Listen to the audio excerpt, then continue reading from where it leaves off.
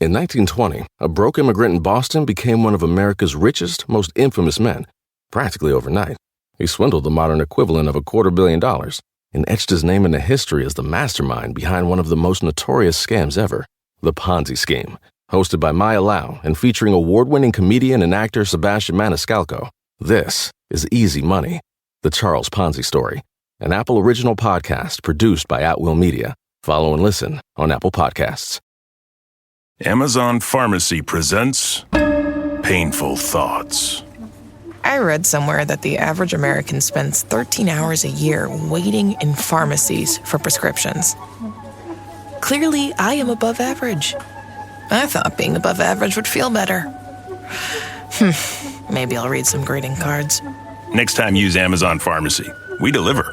And here's to being anything but average. Amazon Pharmacy. Healthcare just got less painful. Member Week is here at Lowe's. Don't miss your chance to get up to 40% off hundreds of items like paint, tools, home essentials, and more.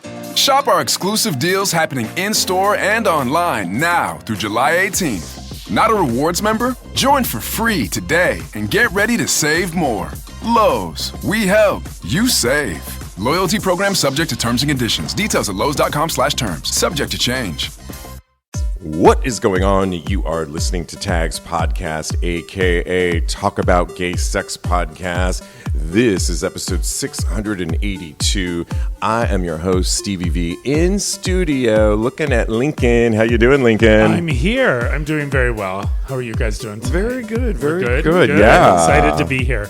Also joining us is the lovely Talented with his brand new single, I Don't Want to Fight, out now wherever you get your music. Cody Maurice Doggett. Thank you. How the hell you doing, Cody? Hello, darling. I'm here and ready for the shenanigans, darling. I'm so ready. Absolutely. Really good. So much to get into a little bit later in the show. I'm excited because we are going to give our summer book selection reads. And we've got some good ones, so stay tuned for that coming up a little bit later in this hour. Well, we talked about Ptown recently, and during Bear Week of all weeks, there was a guy that was the product of a homophobic attack. 3 men in their 20s got out of their car around 3 a.m., and basically beat up this guy and called him all these homophobic attacks. And Cody, we were talking about it where they, in the news, didn't seem to mention that it was a hate attack. And do we not believe people when they say that? I mean, I don't understand how they could not have come to that conclusion, but I think maybe they didn't want to say it in too far in advance or to make any conjecture on it. So are they saying it now, though? Or are they calling it a hate crime now? The thing is, the good news now is 3 have been charged. They found the 3 guys, and because at the time there was no cameras, CCTV, or anything like that, and it looked like they may have gotten away with it. But they have charged them, and Ptown police were on it. The ringleaders are Ryan Mahi Tura of Farmington, Henry Ward of Hudson, and an unnamed minor also from Hudson. And all 3 are facing 2 counts of disorderly conduct. And this is according to Provincetown Police. If convicted, they'll have they'll basically, well, we'll just have to see if convicted. But this is good news. Places like Ptown, Fire Island, you just don't think that hate crimes are going to happen like this. Yeah, my question about, I think it was before Bear Week. It was Independence Week. Was it right? Oh, yes, it was. So I'm wondering, while I still do think it was a hate crime, I just wonder if it was more like around the Independence holiday, because families are there then also. That's more the Circuit Boy weekend. Yeah. As a rule. So maybe it's even more of that than we think. Because Bear Week's this week. Yeah. That's why it started yesterday. Thank you. Yes. Yeah, and that's why we're dog sitting. Because Is it? Yes. I did Bear Week for a solid 6 years every year. I loved it. It was such a great community. And it got bigger in my tribe, even though I would love to go back kind of gone. They're not around there, and it's weird. It evolves just like everything else. Yeah. Yeah, if you ever want to know, if you haven't made it to Ptown, there's great movies. Bear City. There's trilogies. There's 3 of them, and cool. they're really good. They're I funny. think I've And they're seen set in that. P-Town? One of them for sure is set during Bear Week in cool. Ptown, that's and fun. it's a lot of fun. But when we were talking about this, and to find out that they at least caught these 3, that's, I mean, at least for the justice of it all. Definitely. It shows that they're doing their due diligence and taking things seriously, and that's the least that I could ask of them. So Yeah. Right. Okay, well, over the weekend, Superman was the hit. It did well at the box office. I wasn't that interested at first, but actually it looks pretty good. I'm not usually into blockbusters. I know you're a superhero fan. But not a Superman fan. Like the biggest Superman. I have on a Superman regalia. Oh, right yeah. now, but You do. Yeah. But you're still not a big Superman fan. I know somebody gave it to me, so it's We yeah. are our contradictions. Go I ahead. mean, but I do like Superman, and I have a really good friend that is like the number one Superman fan you could ever. Hi, Michael. You could ever think of. So I know a lot about Superman. How could you not? Have you He's seen the part of the movie? zeitgeist. No, I'm Not yet? I'm actually probably going to go see it though. I want to because see looks it. Let me really just hot. see what you guys think of this, because the director actually was doing a lot. James Gunn did a lot of media, and on the right, of course, we had to make it political, but the right were accusing him of making the movie super woke because he said Superman is a traditional immigrant story. He Yeah. came from another place, came Right. in and had to make his way through. People are calling him, he didn't call him this, but people have called him a gay icon because dual identities. And I used to run around with a cape and pretend I was Superman too. Did so you? yeah, Aw, that's so cute. But when was this, last week? yeah, right. I run around this apartment a lot. When I dude. got here, actually. Oh yeah. Now it's a tutu, but No hey, capes. no capes. But did he make a mistake by calling it an immigrant, given what's going on in this country with ICE raids? And should we? I guess the question is, did we have to make it political in the first place? Should he have talked about immigration at all? Well, I want to see the movie first. Can I Okay. go? I wanna want go to, first. yeah, I want to see the movie. However, I did see a post that I thought, I went, oh, it's that kind of movie that said, I love how all the people that hated Barbie are hating Superman. Oh, So, like, the empowerment of Barbie and the way that movie was presented, maybe this new Superman is kind of in that same regard, which I love how, yet again, we've made a word that means taking care of everyone a bad word, like Yeah. woke.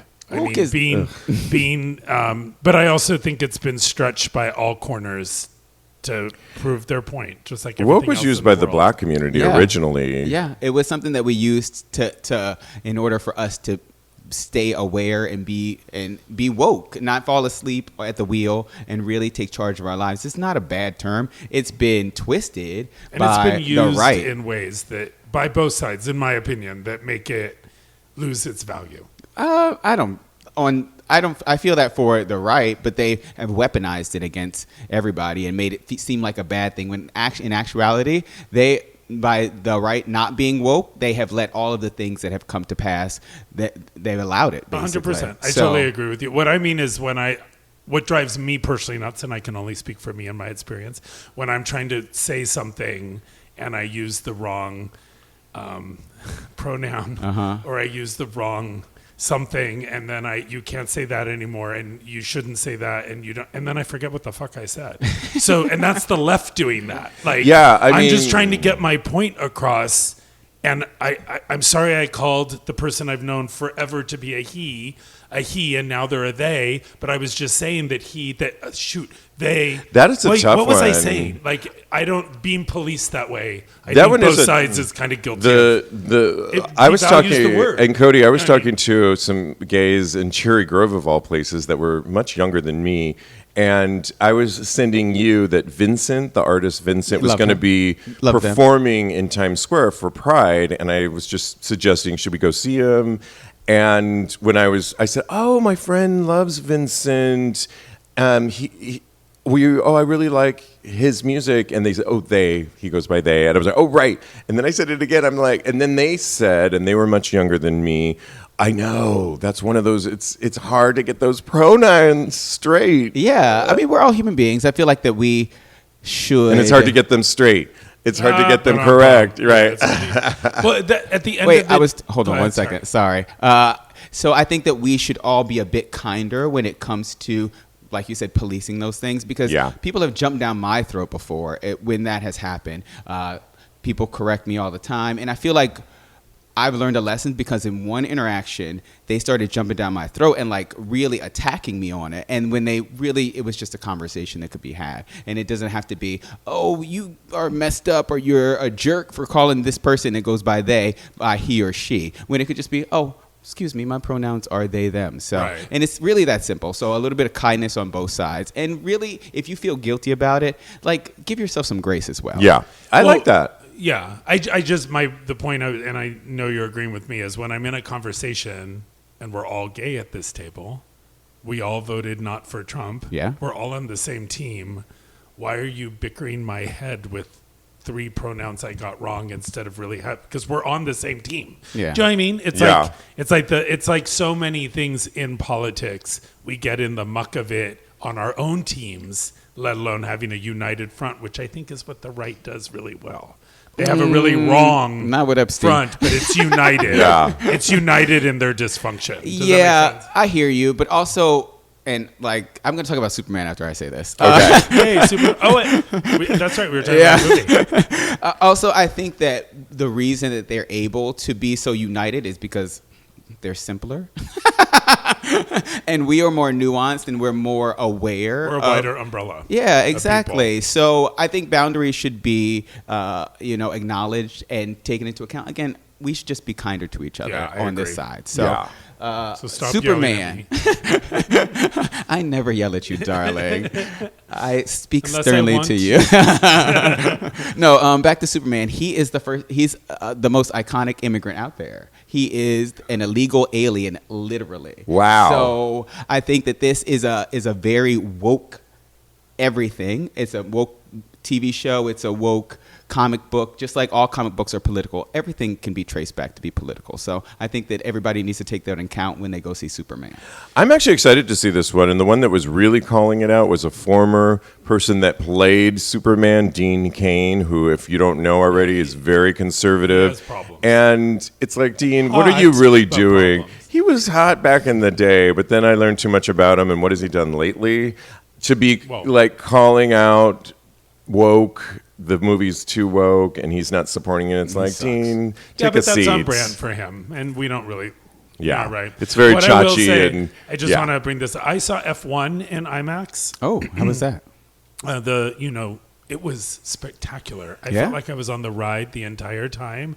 If you want to see Superman or F1 or any other big movie, go to an IMAX movie theater. Treat yourself to the experience again. Because I have to tell you, even just the previews on that huge screen, with those great, and it's summertime. It's a perfect time to do it. Yeah, you mentioned that before, and I have gotten back into once in a while going to the movies. I think it's a lot of fun. And on Tuesdays, they're like half off. Yeah. I mean, they're like on a Tuesday night. I know it's a push, but it's well worth it. It felt like an event. You know what I mean? Anyway.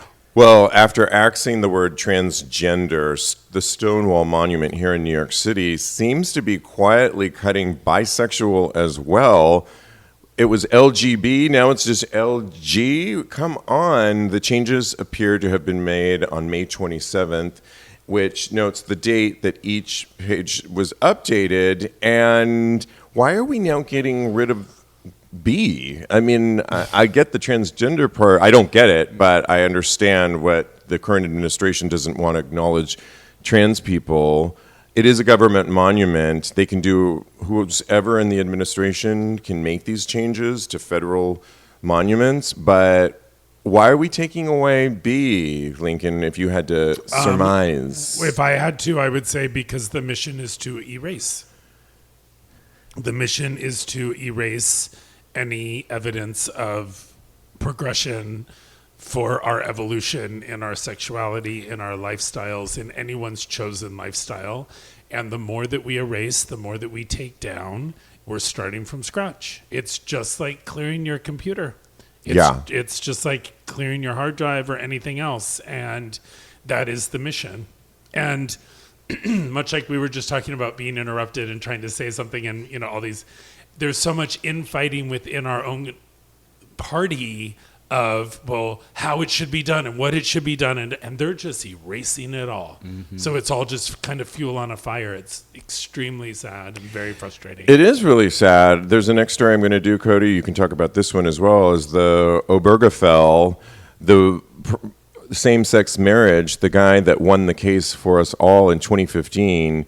I didn't really know this. They did a really cool story about why he went to the court to have this overturned in 2015. It was because his partner had ALS, and it was, you know, I had an uncle that had that, and it's one of those deteriorating diseases that's just awful. You don't lose anything in your mind, but you lose all motor perception, and you can't even eat. It's really sad. Wow. But visitation rights. And so they brought it all the way to the Supreme Court. As we all know, it became into law in 2015, which is amazing. Obergefell is fearing now and saying that we all have to fight because it's being threatened by many states that will ultimately, if many states put it up for the Supreme Court to take this on with a conservative court, we could lose it. So, I watched the show The Gilded Age. Are we going backwards to that? I like watching it, but it's like, I don't want to live that. How are we going forward, but then now we're going backwards? Is this just cyclical, and if we can fight, or is this something more serious that we should really look at here? They have been... they've had this plan going for the longest time since the overturning of Roe v. Wade, that this is a constructed, thought-out plan for them to take out anything that is not straight, white, male, cisgender. Yeah, you know. You all said the white, things. yeah, okay. Yeah. And rich, honestly, because they don't like poor people either. They just use them. Yeah, and there's this whole thing right now where Afrikaners, I was just in South Africa, and they're being allowed to come here because don't even get me of started. apartheid, which is so false and not true. And let's just face it, ICE raids are happening because of brown people. Yeah. And you're right. We are taking it back to a place of just whiteness and straight, and we're getting rid of the B.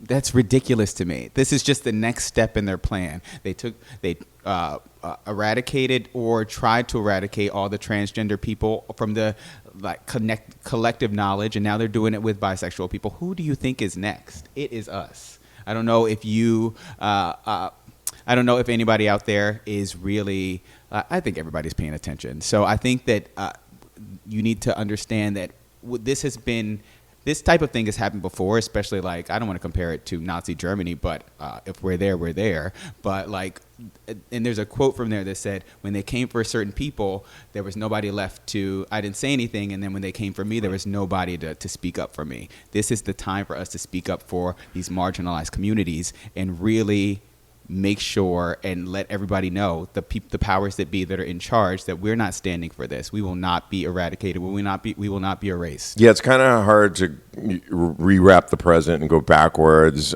I'm getting married this year, so I know you're engaged. Does this make you, Lincoln, want to actually get married?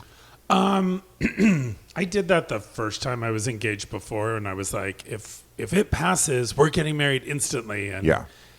Thank God that didn't happen, because I should not have married that person. So right now, Peter and I, we're married. We're just not, right. you know, and we have when we have that party, we'll have that party. You know what I mean? That, yeah. So the only other thing I just want to say is I think everything that's going on with this is totally disgusting and sad. But being the token white man at the table, white people don't believe this. So let's just always add that to the mix. No, right. Because I have never thought any of this to be right. It's all in favor of my skin color. I hate it. Mm-hmm. Yeah. I have dated both Peter and I. The fact that we're together and we're both white is shocking to both of us. Yeah, you mentioned that. Our entire rainbow of previous relationships has nothing to do with white. It's just odd. And I just bite through my lip and usually just say nothing. And when I open my mouth, I get corrected that I used the wrong.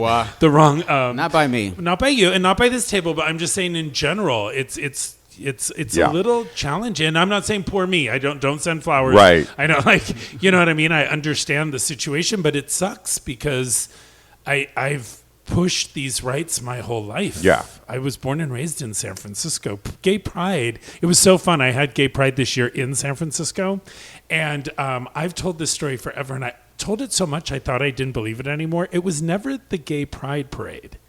It was the Freedom Day Parade. That's right. Do you remember that? Yeah. And I said this all the time. It was the Freedom Day Parade. It was the Freedom Day Parade. And then I was like, was it the Freedom Day Parade? And this year, the Freedom Day Parade of San Francisco, the Freedom Day Marching Band of San Francisco has changed their name to the Pride Marching Band for the first time since Pride started. They've always been the Freedom Day Marching Band. And I was like, so I'm a very love is love. Yeah. We take care of each other. People who have less, we help.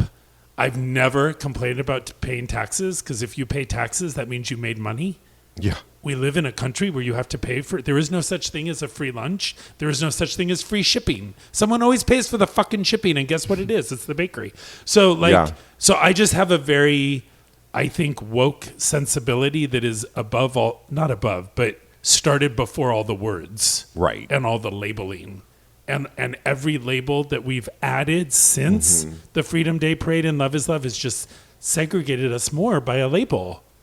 I'm not gay. I'm trans. I'm not trans. I'm bi. I'm not bi. I'm not bi. I thought we were just all the alternative to two kids and a wife.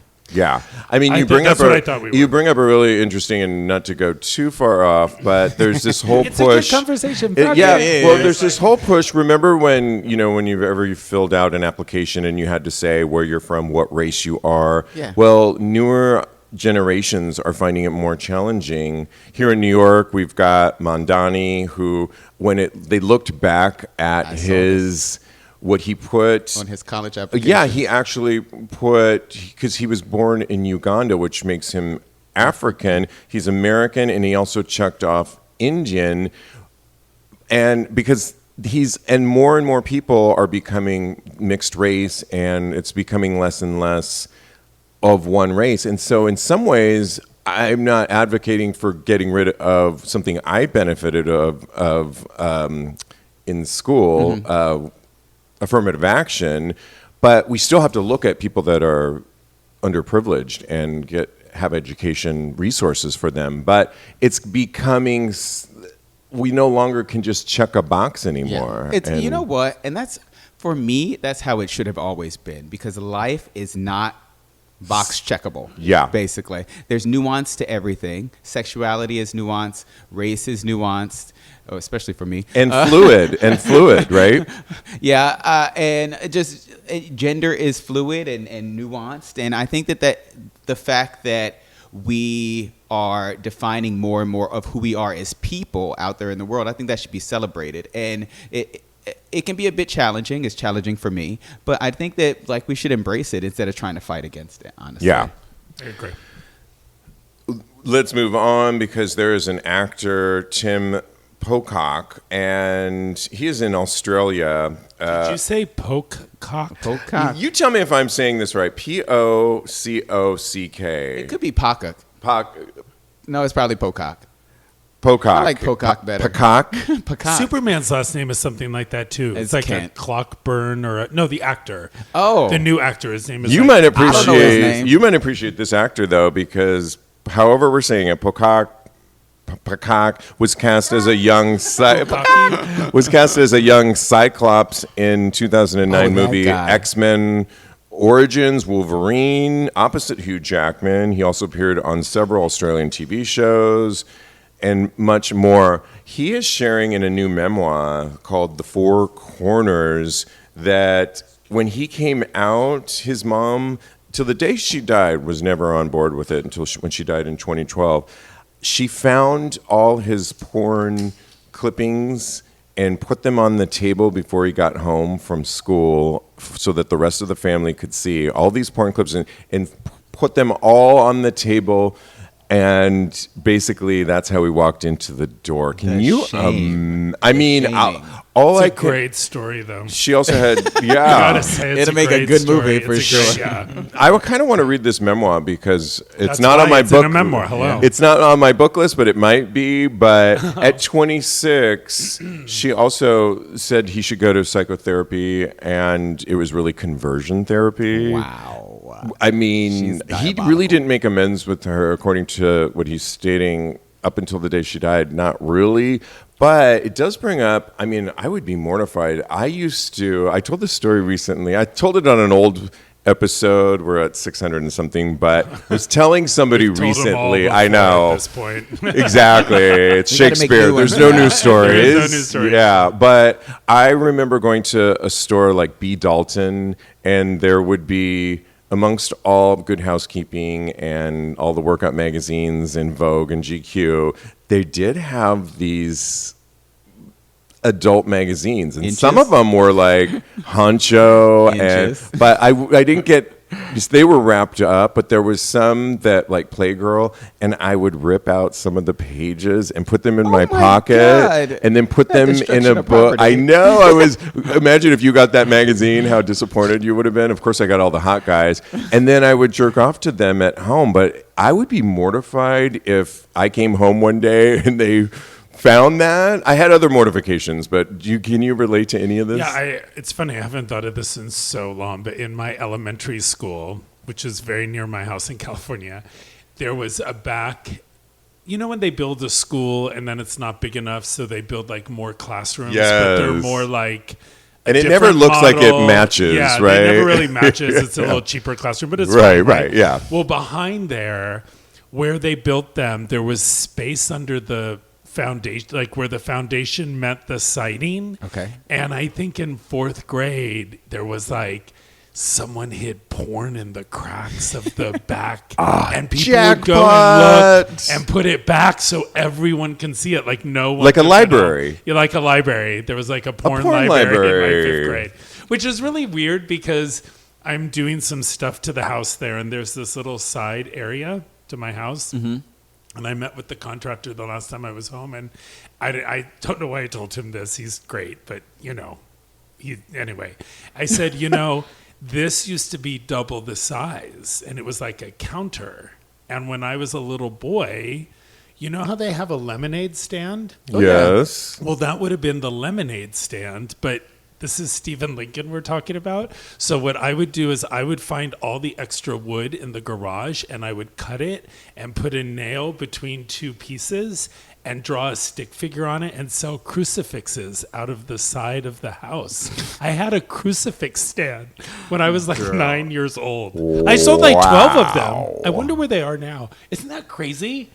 That's so the wild. things we do. You're a natural salesman, so I mean, or an artist. Yeah. But I remember some of the crucifixes were really cool. Like I dipped them in paint from the house and then drew them with markers. Life on is top. a mystery. I was prepping Everybody for Madonna must even back then. come alone. So I think, but the other thing I did just want to say back to your story is throughout my childhood, and I've talked about this before, my mother was a single mother. Yeah. From me moving forward with 5. Back in the 70s, if you were a single mother with a child who might be a little effeminate, you were going to make them gay. Scarlet Letter. There was talk to me about going to military school. There was talk about going, to play sports, to do all the things. And my father really pushed back against it. My stepfather did not. There was a lot going on during that time. And I understand this actor never really made amends with his mother, but very early on, I realized that they were doing the best they could. And I think my mom told me more than once, I just don't want you to be alone. And then, because back then the sensibility was, if you were gay, you would die alone. Oh, yeah. 100%. And then AIDS had to enter the picture. Just gonna say that. Then that morphed into, I don't want you to die. My mother actually said that to me. But you're younger than me, Yeah. so mine started with just being alone. Let alone, I'm sure in the back of her mind there was I won't be in heaven with her because we're a very Catholic family, and I love the Catholic religion.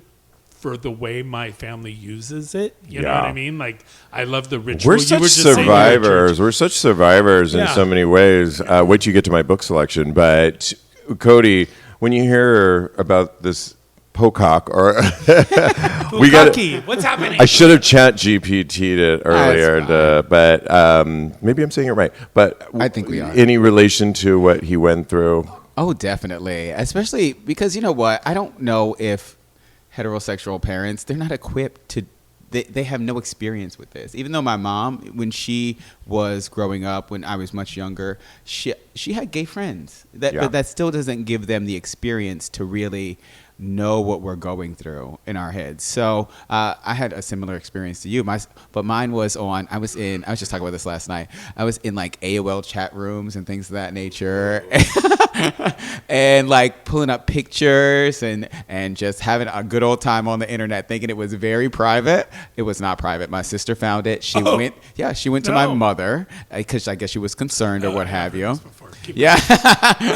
Damn her. And then my mom pulled me into the room and we had a long discussion and she cried. I cried. It was cathartic. I was very frightened. I was very scared. And, the whole time, like she espoused a lot of things that you said. She said, I just don't want you to get this. I don't know. And it really touched me. I'm about to cry right now. That's good. Well, remember those stories. Those are who make us who we are. In some ways, I say many of our generations are such survivors of, we couldn't really be, back to the Clark Kent, dual identity. I wonder if many of us have, it sounds like you're good with your mother now. It sounds like you've made amends. I'm good with my mom. I came out to her. But later on in life, I do think that when they talk about therapy, we really, if you don't deal with any of the trauma that many of our stories and even before us went through, how is that showing up later on in life? As opposed to young gays today that grow up where you can love whoever you want to love and be who you want to be. And what's nice is, as you all know, I haven't been here for a while, and I was in California for a lot the past 4 months, and we went to the Eagle as often as we could on Sunday. And at Pride, it kind of clicked for us. And then the Sunday after Pride, it really clicked for us.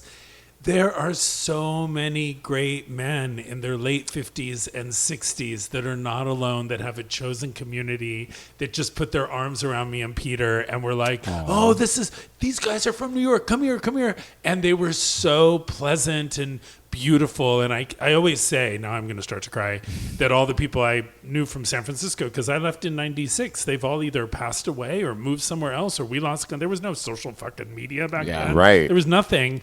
And to go back and just kind of be welcomed again with open arms again. And it took me a minute to not be that New York, but just kind of take a breath, and poof, the energy clicked in, and it's the family's there. Don't be afraid. I love that you shared that, because you were sharing offline before we recorded that you also did that within the neighborhood of the house that you now inhabitate with Peter. It's your mom's house. It's your house now. You renovated it, but you did this huge party for Peter for his birthday and pulled in 60 people.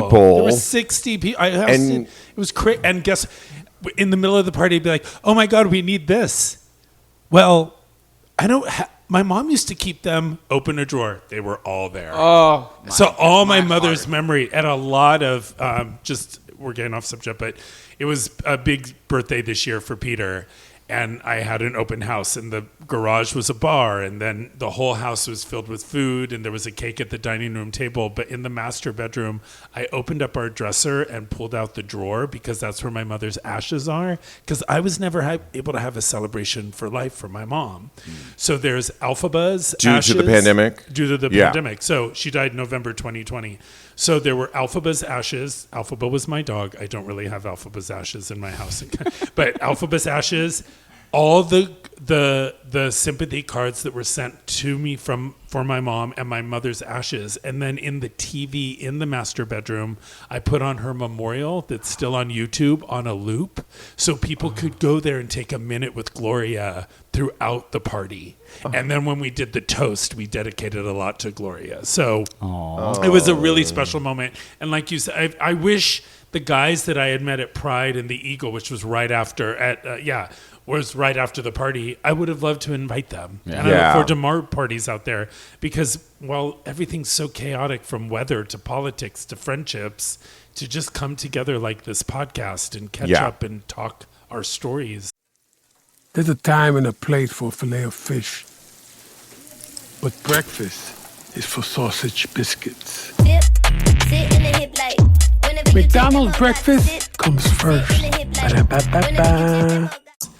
You know, That's all what we we need is a glass have. of wine and a Yeah, campfire, and that's let's right. do it. Come on. And you give good hope, as the next story will state, that you can change. You can meet new friends. This next story, you'll see what I'm talking about. Gay men recently were sharing the best and worst things about getting older. And as you can imagine, a lot of the things had to do, it was a subreddit, things like losing your former beauty. And I was just talking to Diego the other day. I was showing him all these pictures of, I did this photo shoot about 10 years ago, and I was lean, ripped, and mean. And I still work out a lot, and I still look good, but... And I'm trying to get my body in a certain way. I'm getting married this year, but I don't look like that anymore. I won't ever look like that again. But I did a lot. I was a go-go dancer. I did a lot of like modeling and stuff like that. I was known kind of for my looks, and it is a thing when you don't look the way you used to look. So I can lament to that. I'm working through that, and I'm dealing with it. But one of the things many also said is growing older, making new friendships. And you just are doing that. I'm not saying you're older, but... I am older. But I'm proud to be older. The alternative is very challenging. People were talking about how hard it is to make friends as you get older. And it went on and on of the best and worst about... things about getting older. We'll start with you. What is, Cody, you have a birthday coming up. This is a good reflection time. I love my cancers. Peter's a Cancer. My mom's a Cancer. My sister's a Cancer. I know so many cancers. But what is the best thing about getting older? And then tell us the worst. Well, I'm going to start with the worst thing. The worst thing is for me is probably the number, because just that number in my brain, and I'm learning. Come on, Aaliyah. But what number are you in your brain actually? Like if you had to I'm close so your much eyes right younger. now. No, because I do this all the time. If you had to close your eyes and say, how old am I? 33. Sorry, you didn't ask me. I was going to say 32. Okay. So that's so cute. You had to be younger than me, bitch. Always, darling, always. But 33 is such a hard year. You think so? I did 32, though. Mine was 32. What we know now about ourselves, Right. I think. Well, spiritually, 33 is when Christ was crucified. Oh, it's your that's third true. year. It's your third decade, and you can only live without air for 3 minutes, water for 3 days, food. Like the threes are really hard, and there's a reason he was crucified. There are 3 days between the crucification and the resurrection. Well, see, I had to get away There's from a lot of Catholicism for a all minute that. and go, you're older. Sorry, I interrupted you. Go. No, it's fine. I learned Because some I think you things. look 33. Well, thank you. But then, great. But then remember, 33. It's a very tough year. I but feel like you I get said 32. Steve said 33. Oh, I said, your I hard said year that. is coming. You're in the middle of yours. What is happening? But yeah, so I think that me letting go of the number and really kind of realizing that doesn't mean anything, I think that is something that I'm in the middle of right now. But otherwise, I think I look fucking fantastic. I think I'm I'm reaching my stride right now as far as so many other things are concerned. You're in a good place. Yeah, I hang I out with think you so a too. lot. I feel like for me, I always thought that I looked like effeminate a little bit and like too young. So I think that me aging up a little bit, I was telling somebody yesterday, I love the way I look, my face. Good. And I feel like I'm grown into my manhood. Yeah, we talked about it recently when you were talking about the cover art for your new single, I Don't Want to Fight, Yeah. wherever you get your music. But you were talking a lot about how you didn't traditionally think of yourself as attractive. Like manly attractive. Right, I but- thought I was cute, but like now somebody told me I was in the elevator with them. They were like, "Damn, you're a man." And I was like, "Damn right I am. I'm a fucking man." Well, I'll just not my quickly. pronoun. I basically shared the worst thing. Never. Man is always my I know, pronoun. me too. I shared the worst thing about like looking at older pictures of myself, but I'm I working think you look through better it. now. Thank I think you. you've grown in. I think Peter you- says it to you me look all amazing. the time Yeah. about my younger self and my current self. And sometimes I'll tell you a story in a minute, but I think you've matured into the man you thought you were back then. Boom. And then quickly, the best thing is the confidence that I've grown. This show has helped me to be so confident. We talk so much about our personal lives on this show. At 33, just to use that age, I always had to present. A friend of mine told me, two friends have told me, you always seemed like you had to present an image of how you seemed. And I always was. I had to, because I was trying to convince myself that I was that person. Right. Now I'm so much more confident. I'm like, if I'm having a bad day, I'm having a bad day. If I'm just more honest and real and confident with my age, and that's the best part. But we got to hear from you. What? So I love doing this podcast because it really is like therapy for me. Right, Something girl? else happened during this trip that shook me.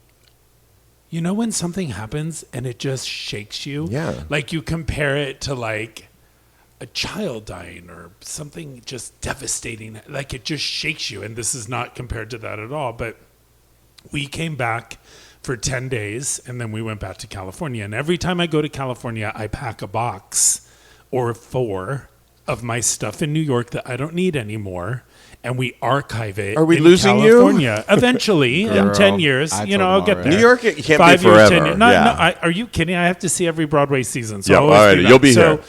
This time I went to the basement and I brought up, and we've had floods at the basement, and especially now with the water and everything in New York City. So I was like, I pulled up a bunch of stuff, right? And I found my old Henry Bendel's hat boxes that I got when the bakery was at Henry Bendel's, which were just in an episode of And Just Like That. I was know. like, ah! And I put those in a box with some clothes. And, you know, I've been every size known to man. So I keep all the old clothes, the new clothes. You keep 'em. Of course I do, especially if they're like vintage Westwood or they're like, you know, like something I've worn forever. Like, so I send them to California because one day I might be that size again, or, you know, it doesn't matter.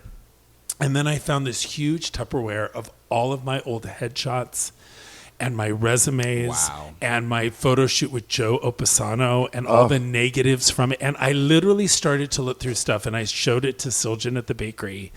And I said, you know what? I'm not even going to look at this. I'm just going to put it in a box. I'll open it in California. I'm going to do photos of it and do like a retrospect. Now that I'm getting back into acting, this is going to be so much fun. And I shipped everything else ground, and I shipped this box 3-day select because I wanted it to get there sooner. I could have shipped it overnight, but it was like $100 or something that's ridiculous. I'm like, it's headshot. You know, I've never lost. It went on to the delivery truck. It went to the warehouse at UPS, and it is completely gone. What? No. There is no evidence of the box. They think it got shredded on a belt. Oh, Lincoln. I fucking have hell. been like, and again, Oh, it's just paper. It's just memories. It's just everything that I started my career. I have called every number I did not see possible. this going When this I came way. back, I was like, I text my UPS rep. I'm like, I'm prepared to come to the warehouse and walk it myself. I can go through with secure. I don't care. I just want to find the box. And it's just gone. Oh, I'm so sorry. Thank you for saying, because it's still like the more I talk about it, it's not getting better. I hope that there's some story that like in 3 months, someone's going to find a box that has the Protein Bakery logo on the side, has protein cookies in it, and every headshot and resume has my phone number and my name. Like, Wow. it's not like if they just it's the same phone number. I've had the same phone number my whole life. Like, it would just come back into, and I hope it turns into a great story. Well, You know what I mean? It's one of those things that as you're telling me this story, of all boxes, you ship stuff all the time with the Protein Bakery. You ship stuff. It makes no But- sense. yeah.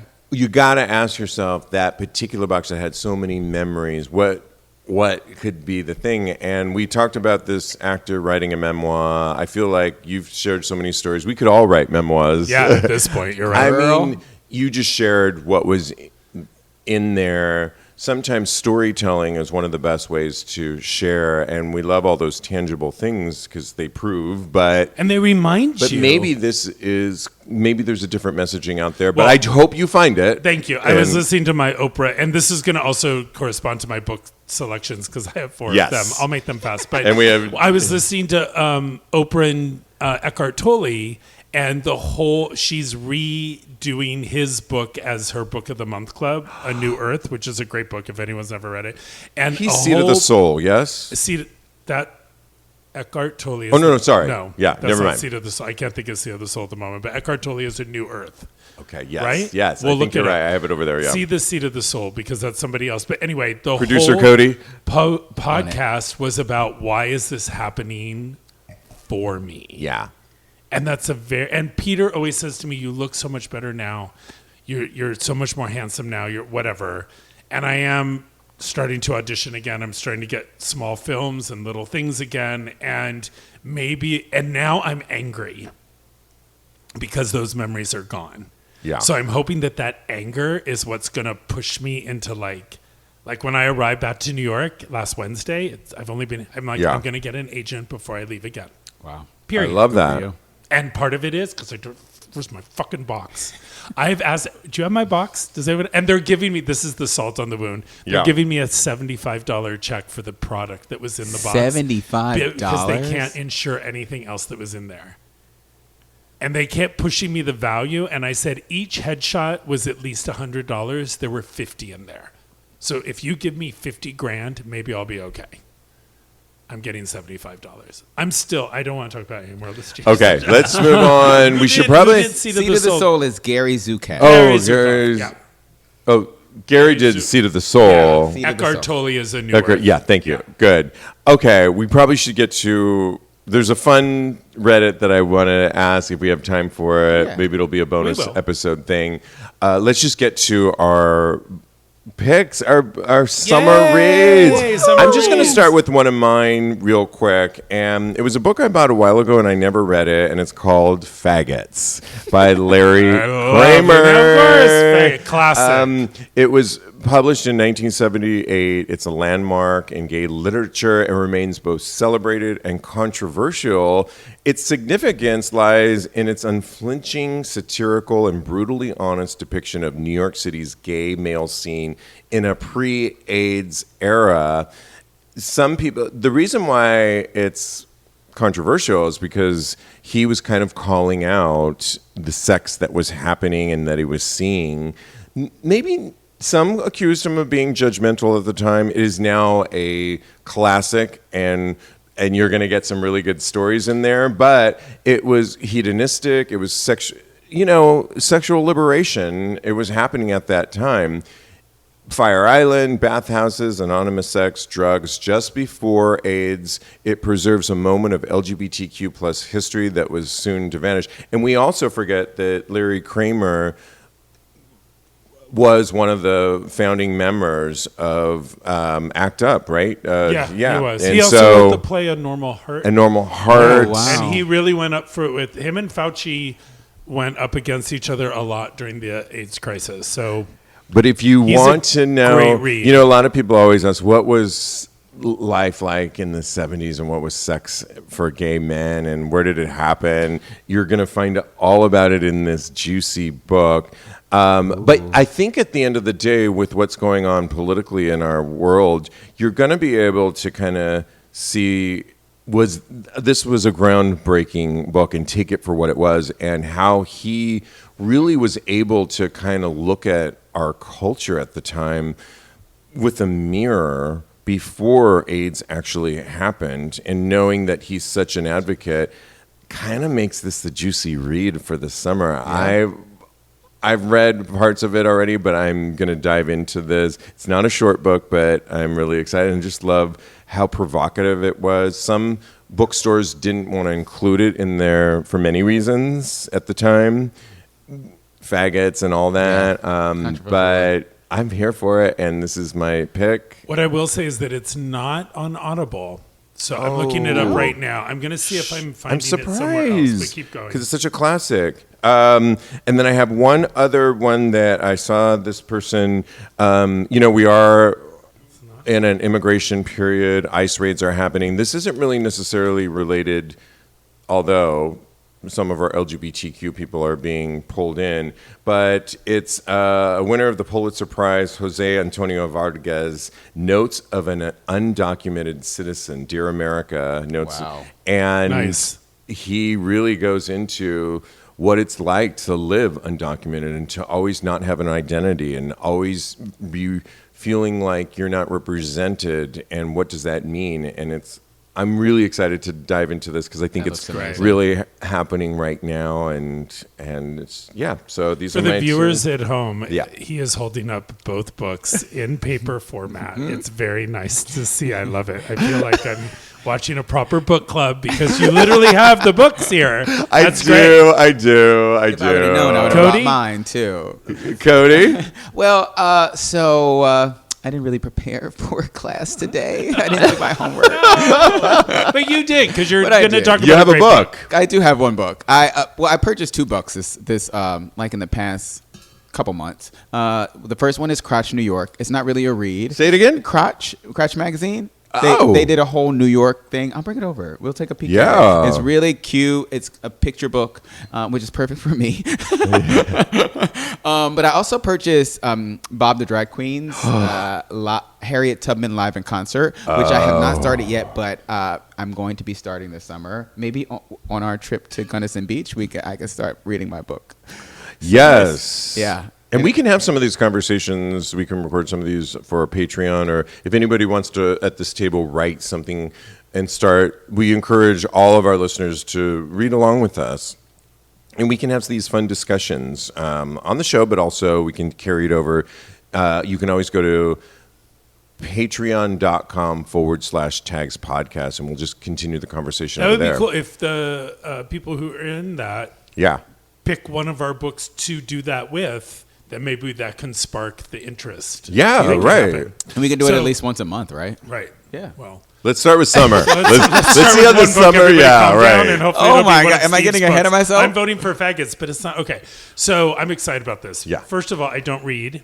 It's very hard for me to read. It's very hard for me to retain when I read. So something being on audiobook is very important to me. So Okay. that's why all 4 of mine are on audiobook. Thank you, Whoopi. You can, right, you can, no kidding. You can take the other books that Steve mentioned and stuff, and there is a way to make them all audio in a different There program. is. There is. Oh. I don't know it. I'll look- 'Cause okay, I have let an me- audio membership that I'm way behind on. Okay. So I have 4 books that really run the gamut. So let's start with the Let Them Theory. The Let Them Theory is by Mel Robbins. It was released this year. It's very life-changing. If anyone out there has been in the program or A Course in Miracles or has a spiritual or any of that, it's very along the line of 12-step and everything else.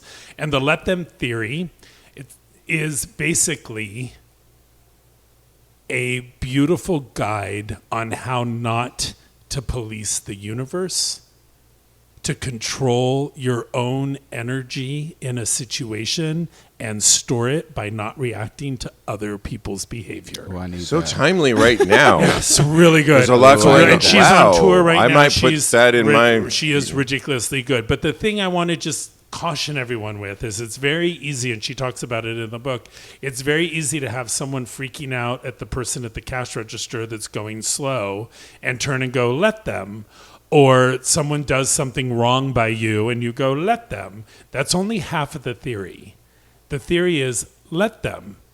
Let them do what they need to do, and let me take the energy that would have tried to correct them and let me do this for me. Ooh. It's very empowering on the let me.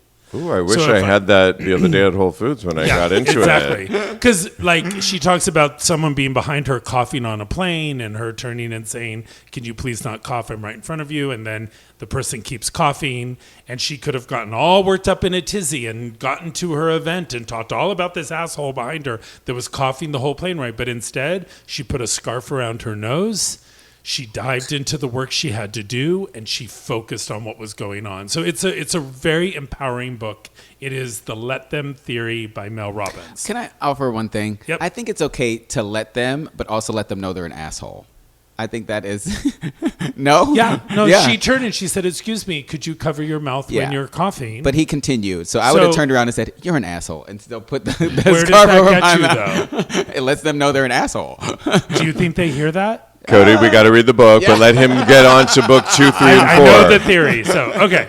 So then I'm going to go next to an autobiography. And if you haven't read this or listened to this, it is very well done. It is 48 hours and 7 minutes. The book is My Name is Barbara. If you haven't read it yet or listened to it on Audible, I highly, highly, highly suggest She gives more you listen to it on Audible. details on Audible. I want to listen to that She one gives on. more details on Audible, but she also, if she talks about a song, she then plays the song through the Audible recording. My friend was It's listening. gorgeous. We were in Mexico, and my friend was listening. He's like, "Oh my God, Barbara is divulging everything." Yeah. Really? The only but thing it's I like felt- the Audible, and you want to hear Barbara's voice, right? Yeah, Yeah. Peter did not love her voice after a while, but I still loved it. The only thing I will caution you on, which It's called a 48 headset. hours. It's called a 48 headset. hours. It's a long time. No, It's 2 it was solid days. like, yeah. And I was in it to win it. I was like never gonna let it. And I didn't get through Wicked on Audible because it was too hard. But her, I got through. The thing that I found hilarious about it is she says at least twice, "I no longer go to therapy because I don't like talking about myself." In the middle of a 48-hour memoir about yourself. So I love that. Okay. Yeah. And then we have 2 more that, because this is a sex podcast, these are fiction-ish. Okay, so if you haven't, I wasn't going to include this one. This is an old book of mine, but this is the first time I've ever been asked to donate to a book club. So I'm so excited. The book is called Into ? It's by North Morgan, and it talks about being gay and what it's like to be obsessed with having the certain body as a gay person. It's about the circuit community. It's about that mask that you said you were putting on earlier of always being the perfect this and the perfect that, and like if your abs aren't what they are, and it's I love him. I follow him on Instagram. It's a very kind of tortured soul in my opinion, but it's fabulous. So it's called Into. Does he give tips and tricks, or no? It's about stories. Okay. So it's just stories. I think you'll really, really like it. I'm gonna put that one on my list. I wanted to go a little deeper, dirtier, and this one is called Prostate Pounder XXL. Oh my God! Wow! Prostate You didn't Pounder. just go deeper. You went into my It's a throat. 4 explosive tales about gay romance by Nathan Bay. And it's the kind of thing that if you listen to it on Audible, all of a sudden you have a boner on a subway and you don't know why. So I definitely, if you just want to escape everything and have a little sexual summer of listening to like dirty sex stories in a fun way that are still a little romantic, Prostate Pounder XXL is your book. But I suggest you do all 4 because I think they all kind of work together, because there's a way to like be as gay as you can with Barbara, be a circuit boy and try and be that perfect thing, be dirty in the back room, but also know that you're spiritually evolved and you're just letting people do what they have to do. Bravo! Right? Okay, so I that's think we came up with that's my some book really good. No, they were very well picks. thought out. I'm gonna get all those cover arts for all those and put sent them them out. already. They're Oh, in your thank text you. messages, and I sent them to you in their Audible form. Yeah, and one of the reasons I wanted to do this is because with so much going on, many of us are news junkies. We cover so much. Try and find a little moment to just escape and find some time for yourself. I think it's really special. Reading is one of those things you can do. You can listen to it. As you mentioned, I'm sure all your books are available on book if you're a reader. Oh, yeah. If you're a reader, they're all so, available. yeah. And The other thing, I just because, see, this is why I love doing this podcast. Just because you said what you said, and I'm not one to promote another podcast, but I'm about to. please. Did I do this before on here? The biggest escape that I have had from everything going on in the world is the Golden Girls Deep Dive podcast. Have I talked about this have before? mentioned that, and I keep I have having to mentioned tell it. Diego. So I just want to mention it again out there. It is hosted by, oh God, I'm forgetting his name. Patrick. I can't remember his last name at the moment. He's Cody will give it to me. Who is hilarious gay, and Jennifer Simard, who is starring in Death Becomes Her on Broadway, and she is the closest thing to like a Madeline Kahn that we have. Patrick Hines. And they start at the very beginning, episode 1, scene 1 of The Golden Girls. They talk about what was going on when it was aired. They have interviews with the writers, and they talk about the costumes, and they talk about the backstory of B. Arthur and Betty White not getting along, and Rue McClanahan always being the most. Yeah. And Rue McClanahan always being the most prepared, and that Sophia Petrillo was on tour with Torch Song Trilogy, and they did the tour in LA, which is how she got cast as Sophia. I mean, it's just, if you want to put in something and just lose your mind for an hour, and because I have watched Golden Girls so much in my life, I cannot watch it anymore. If we ever watch Golden Girls together, Peter loves this, but it starts to annoy me. I say the joke before they say it out loud, then they say it, then I laugh at it like I've never heard it before. It's so annoying that to have people talk about the show, and they play clips of the show, so you still hear the women. It's great. I highly suggest it. I'm so happy you mentioned that, because I am currently listening. Somebody asked me what podcast I'm listening to. I forget who was asking me that, and I said I'm kind of like embarrassed. From the 80s, I used to be a huge fan of Knots Landing. Okay, it was my favorite. Donna Mills was my favorite. I still follow her. She's in her 80s, and she looks phenomenal. Okay. There is a new podcast. They're on episode 16 called We're Not, K-N-O-T, Done Yet. Oh, wow. And it's Michelle Lee, Joan Van Ark, and the iconic Donna Mills. And I listen to it religiously every week. It's 35 minutes, and they're about to go on video soon. And they talk about the cul-de-sac and filming and what it was like, and why they weren't like, why they mattered as opposed to Dynasty and all the. Anyway, I'm obsessed with it. I get excited. You know what I love about that is the psychology of that, Steve, because I was reading a study that was done recently that said that people that like to watch the same story over and over and over and over again, that's their comfort zone. Yeah. It brings them comfort, and it brings them relaxation. And they're actually smarter and more creative than people that don't do that. So I feel when you click in, this is someone who's seen Wicked live 51 times. I mean, and I'm not exaggerating. Like this, I'm crazy. Oof. And people think I'm crazy when I tell them that my dog's name was Alphaba. Hello, look at the ashes. Anyway.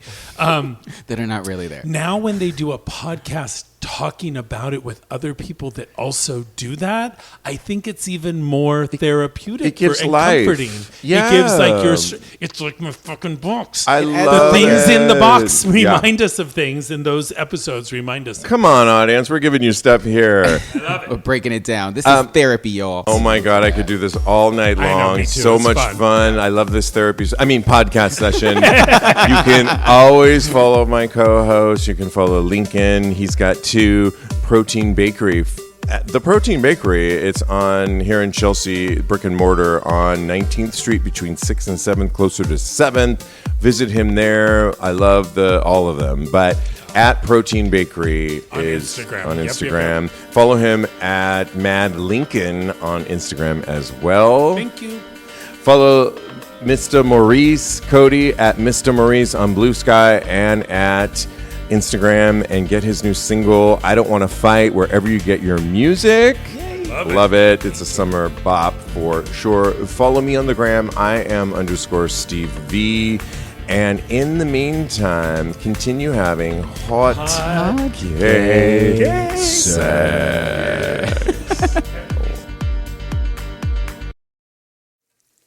There's a time and a place for filet of fish. But breakfast is for sausage biscuits. McDonald's breakfast comes first. Ba-da-ba-ba-ba.